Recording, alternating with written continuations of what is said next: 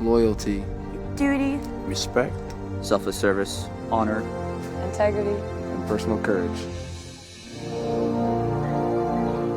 What's going on Facebook? This is Staff Sergeant Noda with the United States Army National Guard, back again for another edition of the Not Your Average Joe's podcast. I'm here with my co-hosts, Staff Sergeant Greg Johnson and Sergeant First Class Joshua Stevens again. Hello. Practicing great social distancing. Sergeant Stevens is an undisclosed location, Yes. far away from us. And of course, myself alleyway. and Staff Sergeant Johnson are at least 6 feet away from each other. Yes. Very far away. We are we are here today with a very special guest, Tim Candy from the heart of Texas. Welcome to the show, Tim. Hello. God bless America. It sounds like you've already had a heck of a day. You were on a helicopter earlier? Couple of them, yeah. What a life. Yeah, Wow. a little bit of shooting. Burnt the living bejesus out of my thumb. I don't know. Can you see that? Oh, yeah, I did wow. the same thing on my printer earlier. Yeah. It was Ooh. crazy days. Yeah, man, that's insane. Yeah. That's crazy. Oh, Yeah, when you man. take a suppressor off, just wait, and then Give it even a when you think few. you've waited long enough, just wait a little bit longer. Yeah.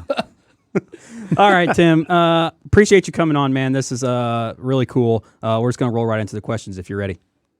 Absolutely, I'm ready. All Born right. ready. So talk to us about your decision to join the Army way back in 2004. Was service something that was something you always thought about, or was it something that became stronger post 9/11? So on 9/11, I was at the recruiter's office. Oh, wow. Trying to, with about 1,000 people in front of me, trying to figure out what's going on and what I should be doing. That was a really unique time in my life. I had actually been planning on going into like the FBI. There's a serial killer in San Luis Obispo County named Rex Krebs, and he was tracking and murdering young women. And I wanted to find evil people like that and put them in jail or put them in the dirt. And then 9/11 happened, and I realized that there's different kinds of evil, just as evil, but just a new form of it. And that's what I wanted to go fight. That's Wow. awesome. Jeez. That's so I was doing some like general research on you after you agreed to come on because we didn't expect you to agree, honestly. So did you join in 2001? Yeah, I was a first year grad student. Okay. In September 2001, and they did a delayed enlistment. And so while I was at the recruiter's office in 2001, I was also like, am I going to Marines? Am I going to the Navy? Am I going to the Army? So it took about 4 to 6 months to get that all figured out. And then, finally got the contract, delayed enlistment, and then you're at MEPS, and then you're getting hustled about. That's awesome. Did you get your first choice at MOS? Yeah, I mean, there's no other option.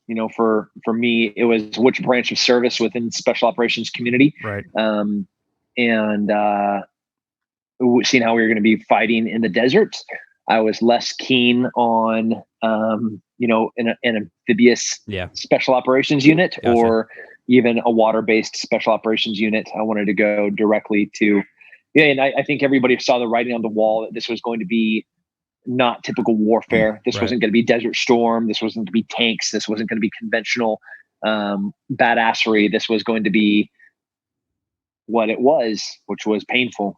Yeah. Well, that actually leads perfect into our second question, Sergeant Stevens. Yeah. Hey, Tim, you kind of already answered one part of it already, but your path to Special Forces, what was that like? What did it look like? Did you have to go to the unit first and then they sent you to Q school? Or, I mean, what was that whole process?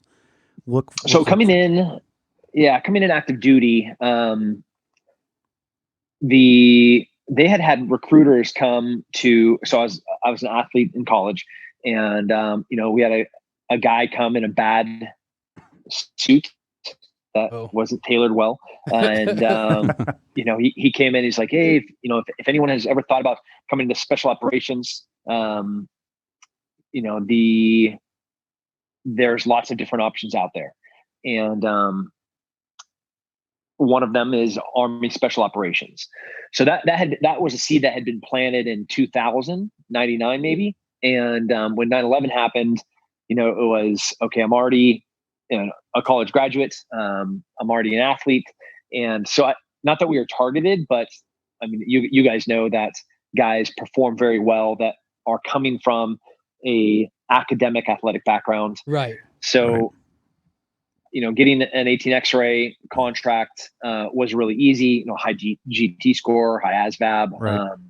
I had to take the D lab, make sure language proficiency was there. I already had a decent second language, so it wasn't really hard. It was more like in the beginning of the war, they had put in a lot of extra training to, one, to trick guys, and two, to prepare them as best they could for when they arrived to the teams. Because once you got to a team, you deployed, and that hasn't changed. But early, there was a 2-year pipeline for getting guys to a team, and they're trying to shorten that up. But that, we lost probably about 90% of our guys in the first 6 months. Jeez. Wow. That's insane. That is crazy. So, Tim, if the internet's correct, which it always is, right? If the internet's correct, why did you do the Q course first? I'm sorry. You did the Q course and then Ranger School, right? Isn't it normally the other way around that you normally do Ranger and then SF? Which one of those was more physically demanding, by the way? They're completely different in what the expectation requirements are. So Ranger School, anybody can go to, right? It's a leadership school. Yeah. I was never in Ranger Regiment. I'm a Green Beret that went to Ranger School. So I wear a Ranger tab, but that is just to, it's a universally recognized tab as to somebody that is capable of leading. That's what Ranger School is. Ranger Regiment and Army Rangers, that's a special operations unit that does incredible things. I have never left the special operations community from the Green Beret side. That's what I've always done. So as an 18 X-ray, I'm going to Special Forces selection and then to the Q course. And upon graduation, I get a Green Beret. Then you go to the teams. Now, Green Berets don't have to go to Ranger School. That's not a requirement. There are a lot of Green Berets that choose a different track where, they're going into intel, HUMINT and SIGINT. They're, doing advanced special operations techniques like working sources, ripping phones, more spy stuff. Cool stuff. Cool guy stuff. Yeah. Well, I mean, kind of like I never was into that. I went direct action. So I was going to sniper school. I'm going to Ranger School. I'm going to Sephardic, hostage rescue, counterterrorism schools. And so there's kind of different specialties and tracks within your specialty team. In every single company, you have a Halo team, you have a dive team, you have a DA team, you have a mounted team, you have a mountain team. And then within each of those teams, you have additional MOSs and additional specialty tracks. So it gets pretty nuanced and into the weeds the more that you do it. But to answer your question, anybody can go to Ranger School at any time within Special Forces. Some guys it's in their track and some guys it's not. For me, it was in my track. It was a requirement for my team sergeant. Okay, that's cool. That's really cool. So you kind of already led into this next question. So can you kind of tell us what each training was like at Q course and at Ranger School, and which one was more physically demanding, which one was more cerebral, stuff like that? So,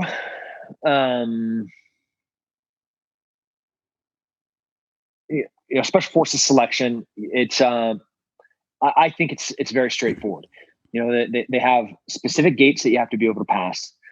Those gates are not supposed to be known, but you can Google and try to and you can figure out how fast you have to run the 5 mile. What is all the must pass events from like the STAR course to Team Week to what your a good score on the PT test looks like. There's a different under first Special Forces Command. There's a different requirement for us to kind of pass the PT test, and the 40-minute 5 mile run, and then your long rucks. You have a couple of them during during selection, and then team week. And that there's a little bit of subject grading in team week, because they also include, not only can you pass or fail in these tests, can your team fail or pass in these tests, but can you as an individual be a contributor? Like maybe you have a super bummer team and you guys maybe don't meet the requirement of moving the sand baby. So it's a 250-pound sandbag that's a down pilot, and you have to move him from one place to another, and you got to improvise ways to move him. And it's a long walk. It's like miles. Oh, this sounds fun. Yeah.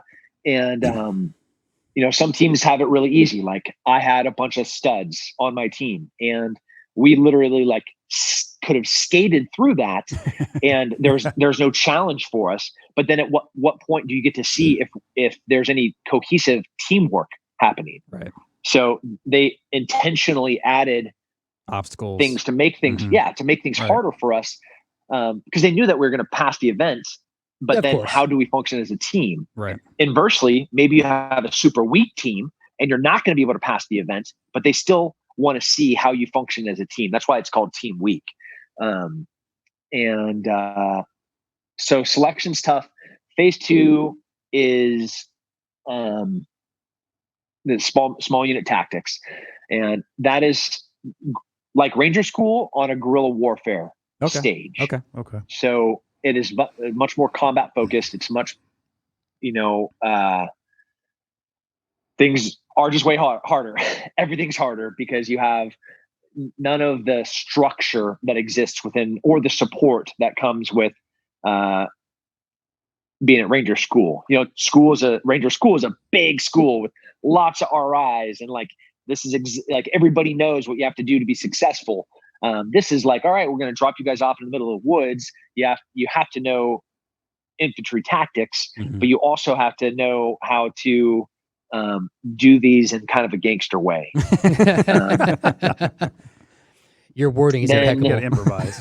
Yeah.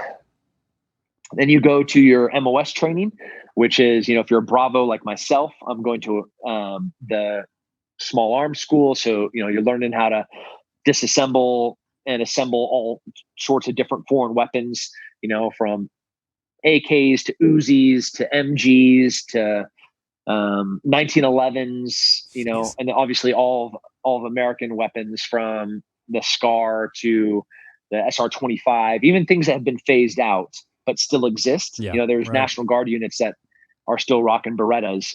Yes, that's true. And most of them. Yeah, most of them. Yeah. But then you have obviously the SIGs in there, and tons of units have Glocks, and then so every 18 Bravo, from recoilless weapons to Carl Gustavs to every small arms has to have a proficiency of that. The Echoes, the Charlies, and the Deltas. You go to your specialty school, so that's pretty cerebral. They intentionally try to add an occasional kick in the groin physically. But that's more of a graded proper school. Okay. Then you go to Robin Sage, and that is again a ton of preparation. It's everything that you've learned thus far, and it is culminating event of, can you actually do unconventional warfare in a counterinsurgency setting? And the most physically demanding portion of that is your infill, and they make that really hard. Oh man. It's, you can plan for a 20+ mile movement. Jeez. With, I think my rucksack was just shy of 200 pounds. Oh, that's it. Okay. Oh, wow. that was across, that was not special for me.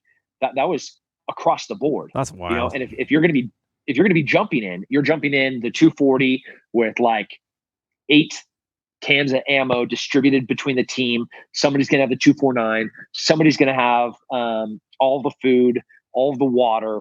The 18 Charlies divvying that up. The 18 Bravos packing, making sure all the guns are prepped and stored properly and rigged properly. The 18 Delta is doing risk mitigation. The 18 Echo is in there. This is still in school. Yeah. Right. You haven't You haven't gone to SEER school yet. And you're still like 6 months away from getting your Green Wow. Beret. Oh Like, man. this is the expectation of where you need to be Yeah. to be successful. Jeez, that I just can't imagine having 200 pounds on my back. Yeah, it takes a That's a large human man. yeah. Yeah. So Tim, kind of switching gears, moving into your MMA career, you were already doing martial arts prior to the military. Did that sort of strict training regimen prepare you for like a military lifestyle? So when I enlisted, I think I was ranked 8 in the world as a fighter. Okay. Jeez. So I'd already been pro for about 2 years. I just won, arguably at the time, the biggest 8-man tournament, the most competitive with the 8 of us, 6 of us went on to become top 10 ranked guys. So that was the last series of fights that I made before I enlisted. While the martial arts, the discipline and the training and the hard work and the physicality of it, well, that prepared me for sure. Fighter lifestyle and the things that go along with being a professional fighter, those are not conducive within a military environment. So, like somebody telling me what to do, that was That has nothing to do with that the was. military. I'm sorry. What? No. Yeah, that was. So there was a learning curve for sure of me getting my act together. That's fair. Wow. I think you could have already answered this, Tim, but so was your MMA training beneficial during your SF and Ranger training? And conversely, was your SF and Ranger training at all beneficial to your MMA career? Yeah, I mean, they generally complemented what or who I was, like being in great shape physically as a fighter, and that the ability to close with the enemy was like, there's not a switch in my brain. It's like, that just happens. And that's always been that way coming as a fighter. So like those were very complementary characteristics that carried over, and from the military over to fighting, the discipline and the right place, right time, right uniform. Like those are great things moving into a fight camp where, like my coaches are like, dude, you are the most coachable and teachable fighter we've ever got to deal with. I was like, yeah, great. Is that a compliment? Like I wish I had more talent. But when you start getting to the really, really, really elite tip of the spear, I fought for 2 world titles, and I lost both those outings for world titles. And I don't know if that's because I was splitting my time, or maybe I wasn't good enough. It's very possible. But like when I fought for the first world title against Jacare Souza for the middleweight title, I had gotten back from a trip overseas like 5 weeks before that. Oh, wow. That's no time to train. Man, that's for a camp. No transition. Yeah, really. Yeah, when I fought Jason Mayhem Miller, main event HDNet fights, in the Coliseum downtown Dallas, Texas. I got back from Afghanistan 3 weeks before that. So Goodness. those Jeez. there's no way that. I mean, people You spend can- months in camp Yeah. training, and Yeah. you're getting a couple weeks. Yeah, that's Yeah, and and inversely, Wow. like when I showed up to Ranger School, I showed up with a big huge black eye because I fought the weekend before that, a professional fight, and then the weekend that I actually checked into Ranger School, I fought in the Modern Combatives tournament. So I fought 3 times in one weekend, all the way from Friday, Saturday, Sunday, and then on Sunday night I checked into Ranger School. The day I graduated Ranger School, 5 days later, I fought main event in the International Fight League on Fox. So there's no way that I could have been at the elite level Right. 5 days after graduating from Ranger School. You had or probably coming back from lost like Afghanistan. 20 pounds at Ranger School too. Like, that's crazy. Yeah, I mean, Insane. and it goes the other way. Getting ready to go to Iraq. I had fought maybe a month before that, and Yeah. and like, let's say that fight had not gone well. I'm showing up to my PMT with like a broken hand. Like, get out of here. Like what a horrible soldier. Yeah. So He's trying to get while out of it the point. complimented, yeah, exactly. That's funny. So of your 18 professional wins, I was looking at your record. 14 have been by submission or knockout. That's wild. So it's obvious that you don't let many fights get to decision. Is that something you take into every fight? Like, hey, I want to end this dude early, Like now. or does it shift with each opponent? Like, hey, I might have to take this dude to the distance, or is it different for each opponent? Or are you looking to take somebody out from the get go every fight? So it's funny. Like, people see me on TV, and I'm like a smiley guy. I'm on Instagram. Like, I'm a savage. Like, I have been a violent person for a really long time, and like the ability to go from like 1 to 10, or in my case 11, is not like a switch. It's just always there. Yeah. Right. Yeah. Bruce Banner in Avengers, he's like, "Hey, what's your secret?" He's like, "The secret's I'm always angry." Yeah. Like, for me, Right. Oh, yeah. I'm always violent. Like, that's just always there. So of those 4 fights that went to decision, 2 of them, I really just wanted to hurt the guy for the whole entire time. You weren't friends. So, Okay, got it.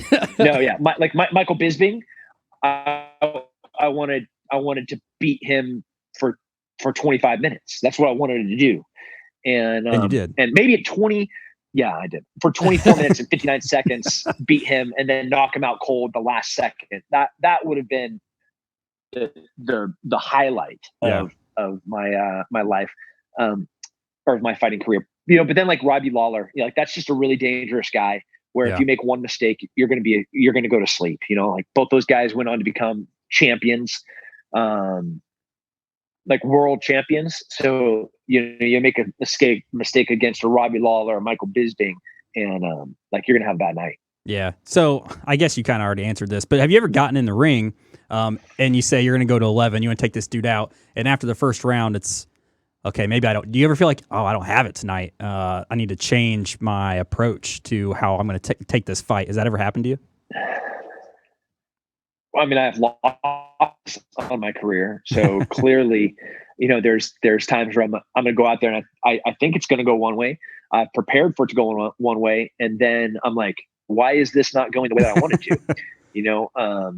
My last fight against Geslam, I was supposed to fight, I think 3-4 weeks before that, against Rashad Evans at Madison Square Gardens, main card, New Year's Eve. I fly to New York, I make weight, and they're like, Rashad doesn't get cleared medically. And I was like, well, what does that mean for me?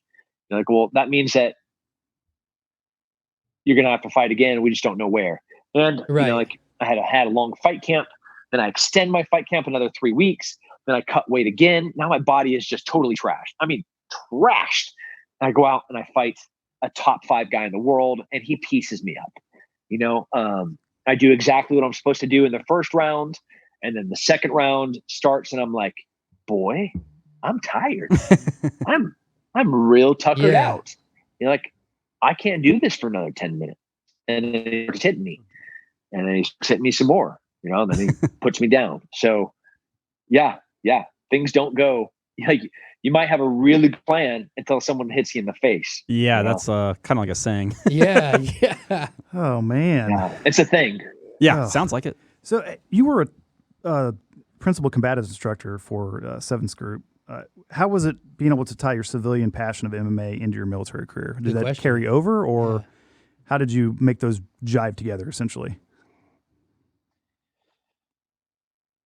Yes, like, the expectation is that, if you're in special operations, like, you are a ninja, cold-hearted right? serpent, tiger, velociraptor fighter, right? That's just not the truth. And while you got tough guys that are physical specimens that can do incredible things, the skill of fighting still is a skill. So I was thankful and grateful of being able to have this, by the guy group, I'd been doing martial arts for almost 20 years. Yeah. And because I started real young. And so that's very helpful. But I also didn't know the first thing about being in the military.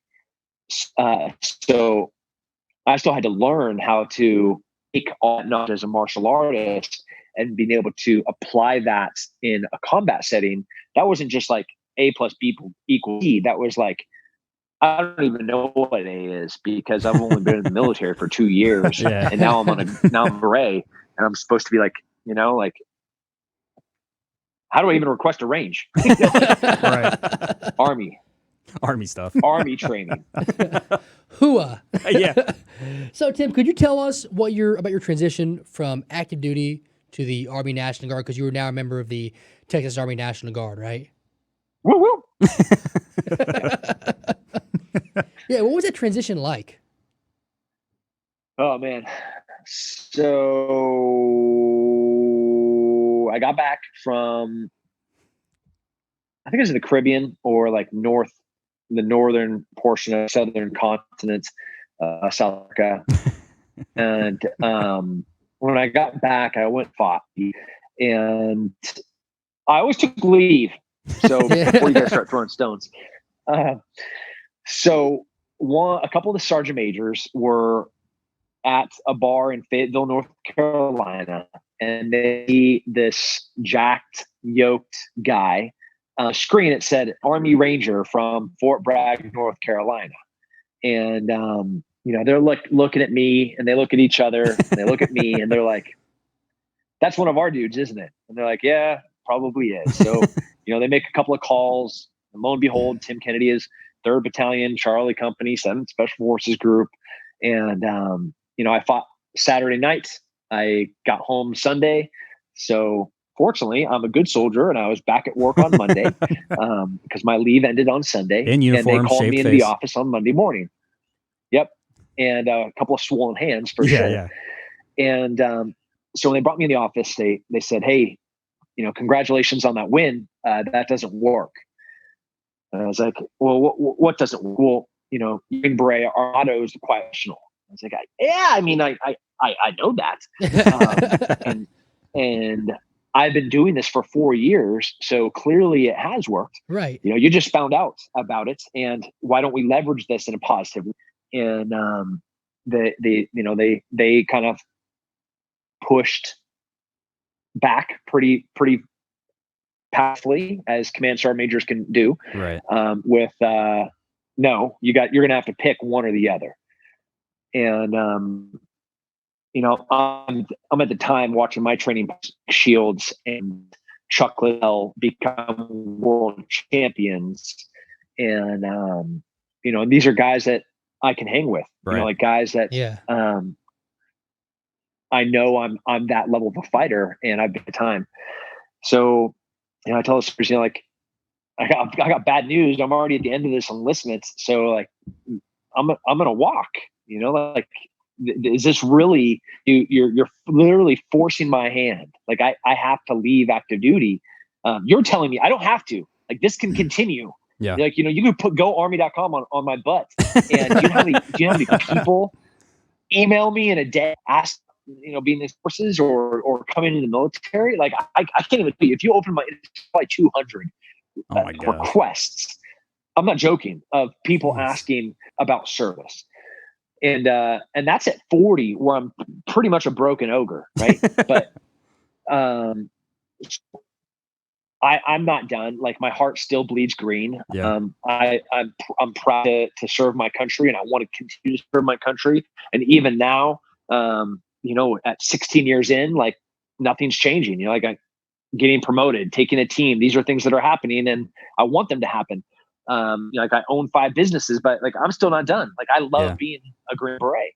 And so I'm still making this argument, and they're not changing my mind. Well, you're saying the Army's being stubborn?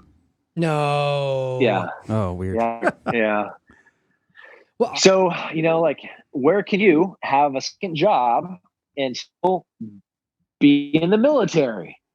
Yeah, that's right. The National Guard. That's right. That's That's right. right. hey, I know a thing or two about that. Yeah. Yeah. fortunately, my job was going to be being a professional fighter. And Yeah. then I'm still going to be proud to wear the uniform, the patch, Army on my chest, flag on my shoulder. And that's so it was a no-brainer, easy decision for me. That's awesome. That's a really good story. Yeah, no, that's awesome. So being in the Army National Guard allowed you to have that passion of being an MMA fighter and still serving your country and community 1 week in a month or 2 weeks in the summer, whatever the op tempo might be for that group in Texas. I'm assuming it's a little more Assuming than a that. little more than 1 Yeah. week in a month, 2 weeks in the summer. Right. Yeah. What? Yeah. Well, so that's not how my life works. It has like new to 12s. Oh my Yeah. God. Yeah, like 12 times a year. Perfect. So I guess what does your day-to-day look like now that you're a traditional National Guardsman? You said you own 5 businesses. I'm sure you're super busy with that. So what does Tim Kinney to do Monday to Friday when he's not at drill? Well, I'm going to concede the traditional guardsman nomenclature, but within especially within Texas, and as you know, in the times of civil unrest, Yes. and here in the South we have hurricanes. And with the op tempo of special operations, we're still in the playbook for combat deployments. Okay. We still have to do our FIDs and our J sets with all of our partners all over the world, from Europe to South America to Africa, and we have and we are having a recruiting problem. So we are having to do more with even less, and so we work a lot. Like we have the same op tempo as an active duty unit. Yeah. With fewer resources, so that sucks. Yeah. So the entrepreneurial Tim Kennedy, I own Sheepdog Response, which is a defensive tactics, government contracting, shooting, fighting, training company. I own a marketing company, TKO Operations, that markets for a lot of the things that we use every single day, like the rifle that you go and qualify with, the rifle that was handed to me in basic training, the open bolt gun, FN, like that. That's one of the companies that I have the privilege of working with. That's cool. Like some of the best scope manufacturers, Leupold. I get to help design and improve things for them. That's wild. That's one really of the cool. another one of the companies. Super cool, right? Yeah. Yeah, Um, absolutely. And like designing, I own a shoe company called Woobies, and I look at all of the things that we do in the military, and I go like, all right, what is something that I could have to make me do better at these things? Like if I want to jump out of a flyaway C-130 insertion into the Key West dive school, and I want to be able to do a beach assault, like, do I want to combat boots for that? No. Do I want to chunkless? No. Do I want to wear like Vans? I mean, we're getting closer, but it's still Right not there. the right answer. So I was like, I'm gonna make a shoe that will do that, and that's what we did. So I work a lot. Yeah, sounds like it. Wow. Yeah, it sounds like you're always busy. Yeah, I'm up early. I knock my workout out in like kind of Army PT times. Yeah. Like I'm there somewhere between 5:30 a.m. and 10 a.m. wherever I can slip it in, between hopping on calls on East Coast time or West Coast time, to consulting for a new weapons design, to writing new curriculum with defensive tactics. It's I'm like a 6 a.m. to about a 9 p.m. work day, 5 days a Wow. week. Okay, perfect. Yeah. A lot of time to yourself. And, yeah. Yeah, but I'm not complaining, because a lot of that time is, like I shoot every week, probably 2 to 3 times a week. I fight, like I still am in a fight camp type training. So I do strength and conditioning 6 days a week. I have, like shooting out of helicopters with suppressed machine guns. Like that's like a Tuesday for me. Oh my goodness. My Tuesday is trying to get people to show up for appointments. Right. Right. Yeah. Yeah. A little different. Yeah, I'm not complaining. That's what I'm saying. right. You're good, I yeah. got it good. Yeah, it's just a lot of work. That's My work awesome. is cool though. So you're getting, and it's kind of crazy to think, but you're getting pretty close to retirement from the Army National Guard. Do you Shut have your any- face. It's just a suggestion. I joined in 2001 as well. Do you have any personal goals remaining that you'd like to achieve in the military prior to, like, Retiring? retiring? I don't want to say the word again. The R word. Yeah. So the pinnacle of SF is to be a team sergeant. So, I made a list to E8, COVID, kind of like National Guard, everything happens slower. Yeah. So, I got, while I was in Africa in January or February, my command sergeant major flew over and said, "Hey, congratulations, you're making 8. We're going to give you a team." So, that's a 2-year assignment to be a team sergeant. And here's the things that we're looking at. And then we fly back in March and COVID happens. And now it's like, Are we still doing this? Where's my Right. team? yeah, are we doing virtual drill? Is that what we're doing right now? Like, is that a thing? Oh, it's definitely a thing. Yeah, it's a thing. Yeah, obviously. So, being a team sergeant and taking a team and deploying with them, that is, I think, the pinnacle of every Green Beret's career.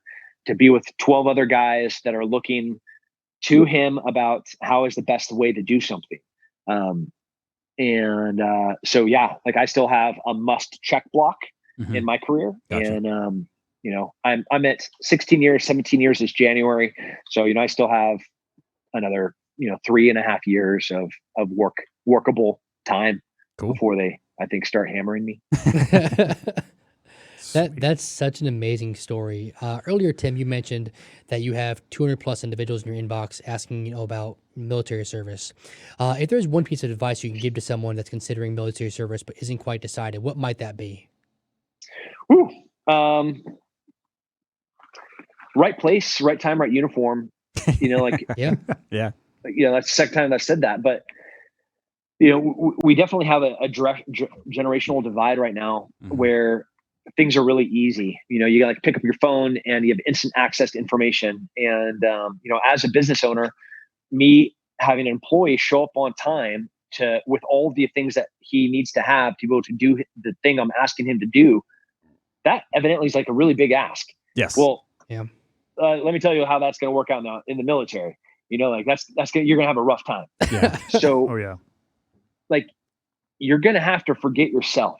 And, there's no, working on Tuesdays doesn't really work for me because I go to yoga and How does he know I have this? a Hot yoga. It's like he knows our applicants. I know, right?